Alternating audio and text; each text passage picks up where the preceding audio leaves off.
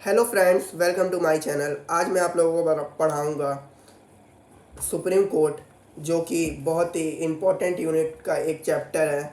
इन्हीं दोनों में से चैप्टर्स में से एक क्वेश्चन आपका आता है 10 मार्क्स का। सुप्रीम कोर्ट में से आता है या high court and subordinate court में से आता है। तो आइए स्टार्ट करते हैं। देख लीजिए पहले आपका आईसीएससी के हिसाब से क्या सिलेबस है, देख सकते हैं आप। देखिए सुप्रीम कोर्ट में ये है कंपोजिशन ऑफ जजेज है, क्वालिफिकेशन ऑफ जजेज है, अपॉइंटमेंट है, independence of judiciary from the control of executive and legislature है। सिलेबस में आपके जुडिक्शन एंड फंक्शन है। 3 टाइप के original, appellate, advisory, revisory, judicial review है, कोर्ट ऑफ रिकॉर्ड है, enforcement of fundamental right and writs हैं। ये आपके सिलेबस में है 10th आईसीएससी के। आइए अब स्टार्ट करते हैं चैप्टर आपका। ये देख सकते हैं, देखिए सुप्रीम कोर्ट, ये स्टार्ट है। The constitution of India provide a single integrated system of courts from for the union and the states. A single integrated judicial system implies the Supreme Court is the head of the judiciary. Judiciary का जो head है वो supreme court है। सबसे apex body judiciary का यही है। It's supervise and exercise control over the functioning of other court. जैसे हाई कोर्ट होता है या कोई भी छोटा कोर्ट होता है, सबऑर्डिनेट कोर्ट, उसका जो हेड होता है वो सुप्रीम कोर्ट ही होता है, अपेक्स बॉडी होता है वो। There is a single civil as well as criminal system that operate throughout the country. All cases coming from lower court can taken to next higher court by the way of appeal. मतलब appeal करके आप ऊपर लेके जा सकते हैं। पहले lower court में गए, फिर हाई कोर्ट में अपील करके गए, फिर हाई कोर्ट से अपील करके सुप्रीम कोर्ट में गए। लेकिन कुछ कुछ केसेज ऐसी होती हैं जो डायरेक्ट सुप्रीम कोर्ट में ही जा सकती हैं, हाई कोर्ट में नहीं जा सकती हैं। उसके बारे में आगे देखते हैं।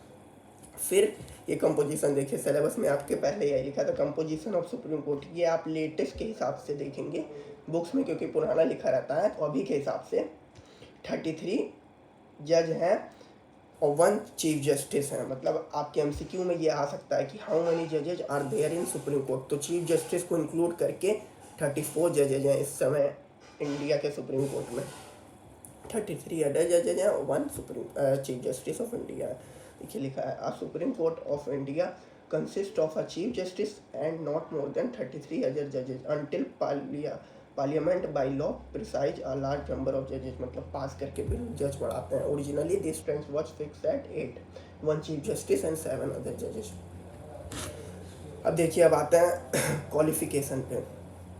A person is eligible to appointed as a जज ऑफ सुप्रीम कोर्ट इफ, किस किस कंडीशन उसको होना चाहिए। देखिए, he or she is a citizen of India. Citizen of India जाहिर सी बात है, होना ही होना चाहिए। अब ये बहुत ही लोगों को कन्फ्यूजन रहता है ये पॉइंट्स में।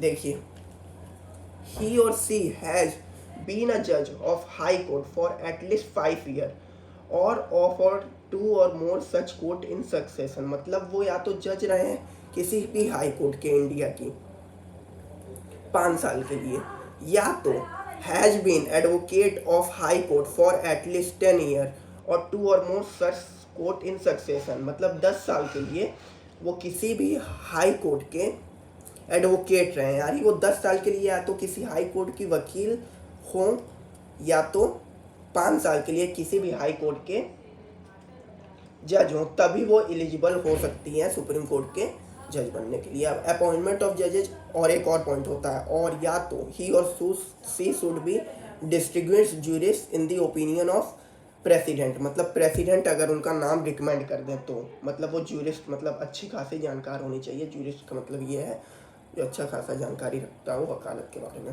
अब अपॉइंटमेंट ऑफ जजेज आते हैं। देखिए कौन जजेस को अपॉइंट करता है। Chief justice of India is appointed by president of India after consulting the जजेज of supreme court and of high court as he deems fit. मतलब चीफ जस्टिस ऑफ इंडिया को कौन अपॉइंट करता है, ये भी आपके 2 मार्कर क्वेश्चन में आ सकते हैं। प्रेसिडेंट अपॉइंट करता है, किसको कंसल्ट करने के बाद, जजेज ऑफ सुप्रीम कोर्ट को कंसल्ट करने के बाद और हाई कोर्ट के भी जजेस को कंसल्ट करने के बाद। In case of appointing other जजेज of supreme court the president does so after consulting with the chief justice and such other judges of supreme court and high court as necessary। अगर दूसरा जज उसको supreme court का appoint करना है तो president, chief justice और other जजेज of supreme court and high court के साथ डिस्कस करके तब दूसरे जज प्रेसिडेंट अपॉइंट करते हैं. यूजुअली द सीनियर मोस्ट जजेज of supreme court is appointed as the chief justice of India. If the Chief Justice is unable to perform his duty, this President may appoint a judge of Supreme Court as acting Chief Justice of India. Senior most जज बनते हैं chief justice. अगर वो perform नहीं कर पाते हैं तो दूसरा प्रेसिडेंट अपॉइंट कर सकता है. वो acting chief justice of India की तरह से काम कर सकते हैं. देखिए अब ये देखिए, चीफ जस्टिस में अपॉइंट अ जज of high court as an ad hoc यानी टेम्परेरी, एडहॉक जज यानी टेम्परेरी जज of the supreme court for a period as may be necessary. मतलब जो chief justice of supreme court हैं इंडिया के, वो किसी भी हाई कोर्ट के जज को एडहॉक जज के तरह से सुप्रीम कोर्ट में ला करके काम कर सकते हैं जब ज़्यादा जजों की ज़रूरत हो तो.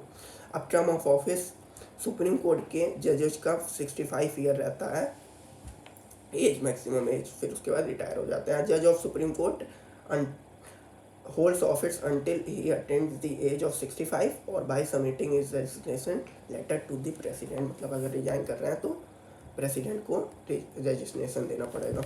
A judge of Supreme Court can be removed from his office on the ground of proved misbehavior or incapacity by the president. The president can pass such an order only by passage of a resolution by parliament with a special majority of not less than 2/3 of the member of each house.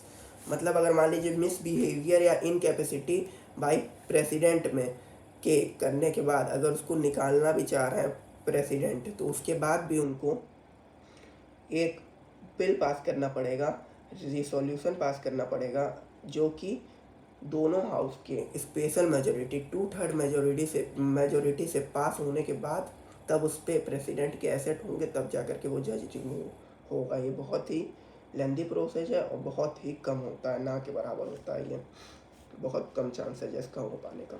Independence of judiciary from control of executive and legislation. मुझे ज़्यादातर लगता है कि आप लोगों को याद ही होगा एग्जीक्यूटिव या लेजिस्लेचर क्या होता है. 3 पार्ट में डिवाइड होता है. कैसे चलता है एग्जीक्यूटिव, लेजिस्लेचर, जुडिशरी जिसके बारे में हम लोग पढ़ रहे हैं, जिसमें high court, supreme court, subordinate court ये सब आता है जो जज से रिलेटेड होता है. और एग्जीक्यूटिव मतलब होता है जो एग्जीक्यूट करते हैं, लॉ को एग्जीक्यूट करने वाले. और लेजिस्लेचर होता है लॉ मेकिंग बॉडी, यानी सुप्रीम कोर्ट, हाई कोर्ट ये सब लेजिस्लेचर में आता है. तो कैसे जुडिशरी एग्जीक्यूटिव और लेजिस्लेचर के फ्री है, ये इसमें पॉइंट है. ये आपके सिलेबस में सीधे सीधे मेंशन था. ये देखते हैं. देखिए, एवरी जज of supreme court is appointed by the president after consulting the chief justice and other जजेज of supreme court and the high court. मतलब कोई भी जज जो सुप्रीम कोर्ट का अपॉइंट हो रहा है वो चीफ जस्टिस और दूसरे जजों को पूछ करके लिया जाता है. एग्जीक्यूटिव और लेजिस्लेचर का कोई रोल नहीं है, तो इसमें भी फ्री है. कोई भी आप अपना आदमी नहीं बैठाता है लेजिस्लेचर का कि वो इनके पक्ष में बात कर सके या काम कर सके. द सैलरी एंड अदर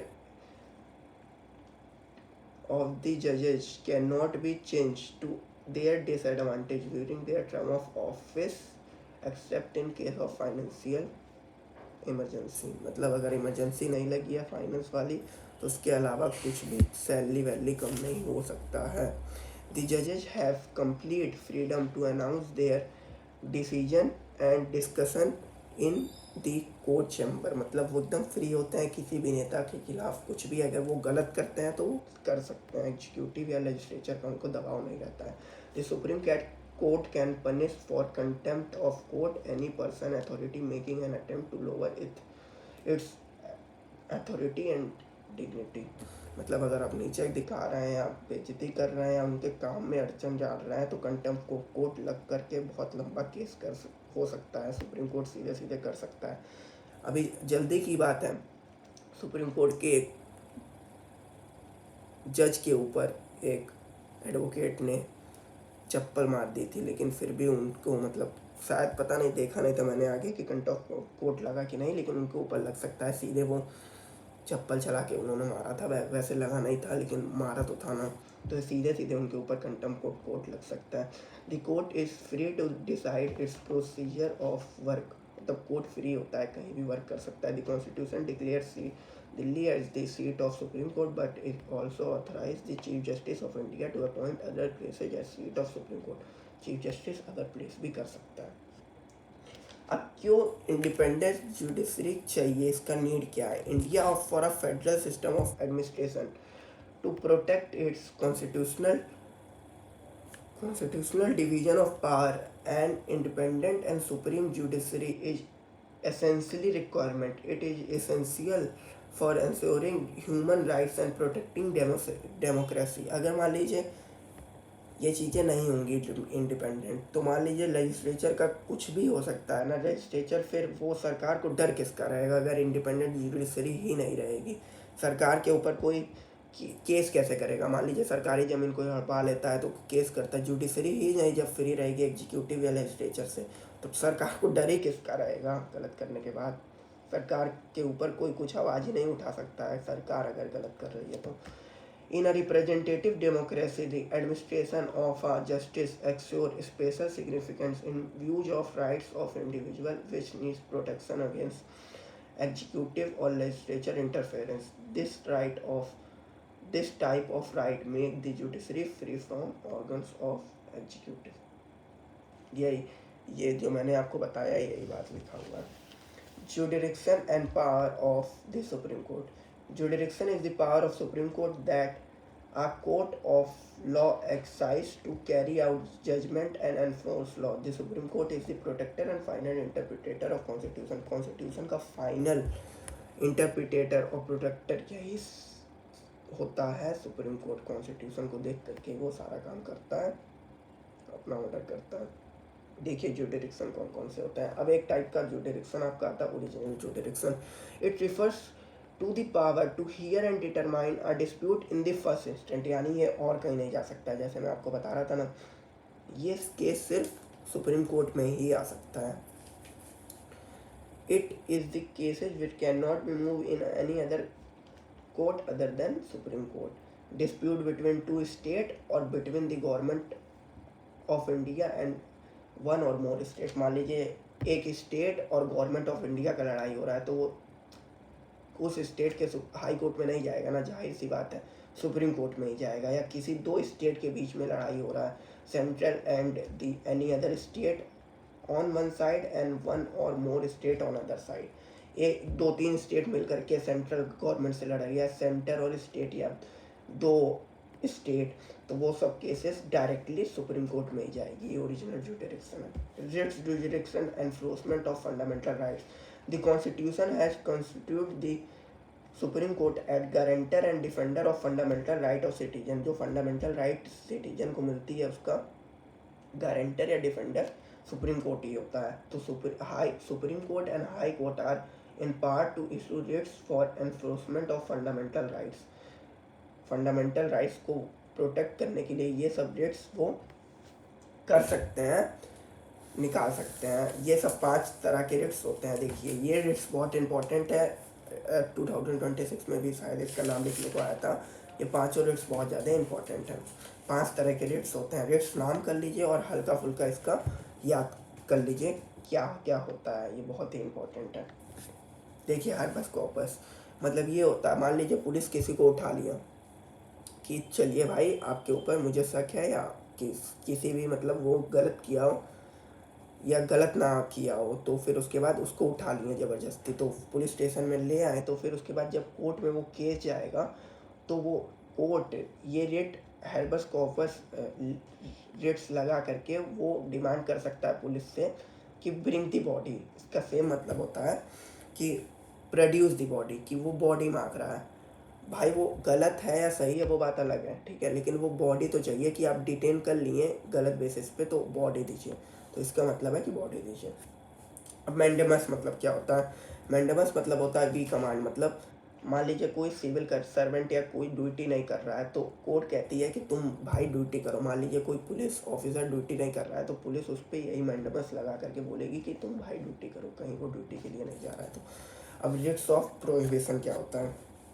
ये हायर कोर्ट ऑर्डर करता है लोअर कोर्ट को। मान लीजिए कोई वो गलत चीज़ कर रहा है, गलत कोई ऑर्डर पास कर रहा है या गलत डिसीजन अपना कर रहा है, तो हायर कोर्ट यही ऑर्डर करता है लोअर कोर्ट को, भाई ये गलत है, ये नहीं करना रहता है, प्रोहिबिट करता है उसको करने से। और कौन वारंटो क्या होता है, मतलब बाई वॉट अथॉरिटी, मतलब तुम किस अथॉरिटी से ये कर रहे हो, ये पूछ सकता है किसी पब्लिक ऑफिसर को वो, कि बाई वॉट अथॉरिटी, मतलब आप यहाँ पर हैं, किसी से भी वो पूछ सकता है कि किस अथॉरिटी से आप हैं। मान लीजिए कोई सिविल सर्वेंट या कोई भी बिना प्रेसिडेंट के अपॉइंटमेंट से चला जाता है तो उससे पूछेगा by what authority you are here, ऐसे करके। अब रिट्स ऑफ सेरोरिटोरारी मतलब क्या होता है, ये प्रोहिबिशन और सर्टियोरारी दोनों आपस में लिंकेज है। देखिए प्रोहिबिट वाला प्रोहिबिट करता है, सर्टियोरारी वाला क्या करता है, वॉइड कर देता है, नल एंड वॉइड कर देता है। मतलब हायर कोर्ट का ऑर्डर जो हाई लोअर कोर्ट किया गलत ऑर्डर, तो हायर कोर्ट उसको उसी प्रोसीडिंग को तुरंत वॉइड करा देता है। ये प्रोहिबिट करता है और ये क्योर करता है। सी से याद कर सकते हैं, सी से क्योर करता है और पी से प्रोहिबिट करता है, रोकता है, और एक क्योर करके मतलब एकदम ख़त्म कर देता है। अब देखिए एपरेट जुडिक्शन जी, appellate jurisdiction of a supreme court extend to constitutional, criminal and civil cases. 3 type के होते हैं। Any matter that involves important points of law and needs interpretation of constitution can be brought before supreme court. अगर कोई जो need interpretation चाहिए या ज़रूरत है कॉन्स्टिट्यूशन के पार्ट की, तो वो सुप्रीम कोर्ट में ही आएगा। Some type of cases which can appeal in supreme court. 3 type के केसेज होते हैं, सिविल, क्रिमिनल और कॉन्स्टिट्यूशनल। अब ये तीनों के बारे में देखते हैं। देखिए civil cases, appeals in civil matter can be filed in supreme court if the higher court certified either the case involve a substantial question of law or general importance, or that question needed to be decided by supreme court. High court अगर certify कर देता है कि भाई इसमें ऐसा question है जो सुप्रीम कोर्ट के पास आंसर है, बहुत ही क्वेश्चन ऑफ लॉ है, अच्छा खासा क्वेश्चन ऑफ लॉ है उसमें, तो वो सुप्रीम कोर्ट जब सर्टिफाई करेगा तभी वो, हाई कोर्ट अगर सर्टिफाई करेगा तभी वो सुप्रीम कोर्ट में जाएगा। अब क्रिमिनल केसेज में 2 appeal in a criminal case can be filed in supreme court. 2 appeal criminal case की सुप्रीम कोर्ट में फाइल हो सकती है।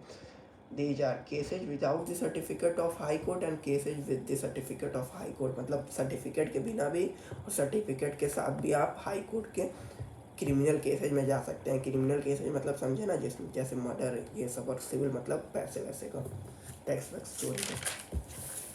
अब आ गया constitutional cases. An appeal can be filed in the Supreme Court against the decision of High Court if the latter certified that the case involved interpretation of Constitution. If the High Court refused to give the certificate, the Supreme Court may grant a special leave of appeal. मतलब बिना certificate के भी इसमें आप supreme court grant special leave of appeal देता है, तो उससे भी आप जा सकते हैं अगर आपको हाई कोर्ट का डिसीजन से आप नाखुश हैं तो।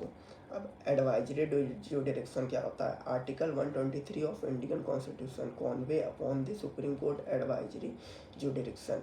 आर्टिकल 143 इसी के ऊपर है कि एडवाइजरी जुडिक्शन के ऊपर आगे पढ़ते हैं। The president may ask for advice of court in any matter relating to public importance or any question of law. Such opinion of the court is not binding on a president.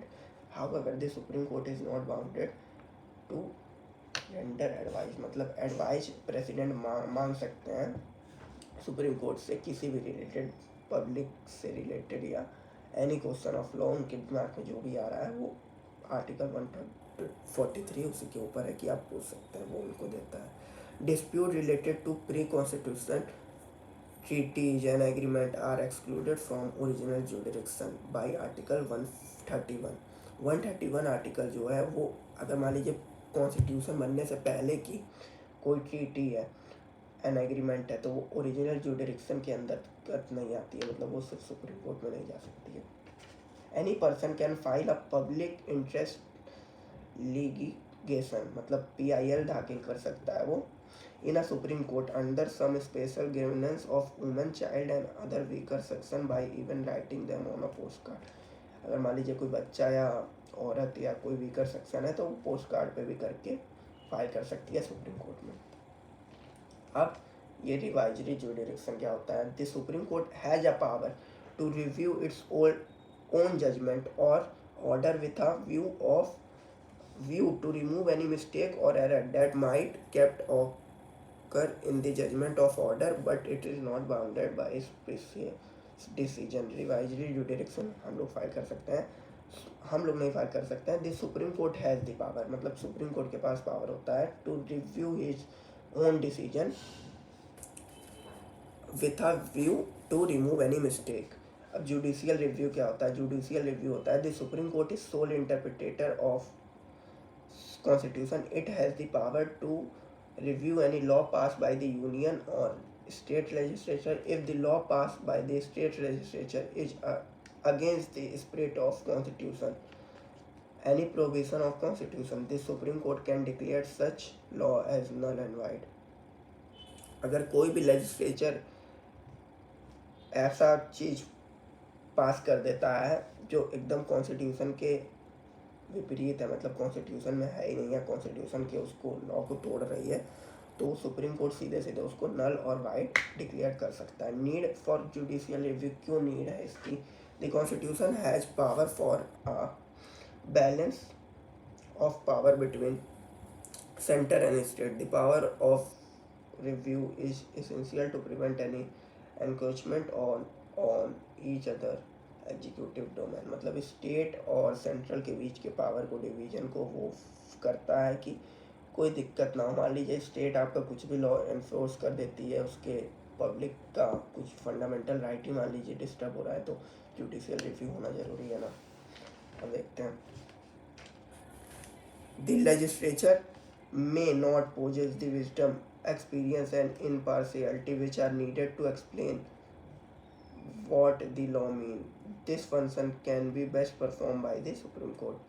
Judicial review is required to uphold the principle of supremacy of constitution and to protect the fundamental right of citizen। मैंने बोला था कि fundamental right of citizen और principle of supremacy of constitution को protect करने के लिए जरूरी है। कोर्ट ऑफ रिकॉर्ड क्या होता है?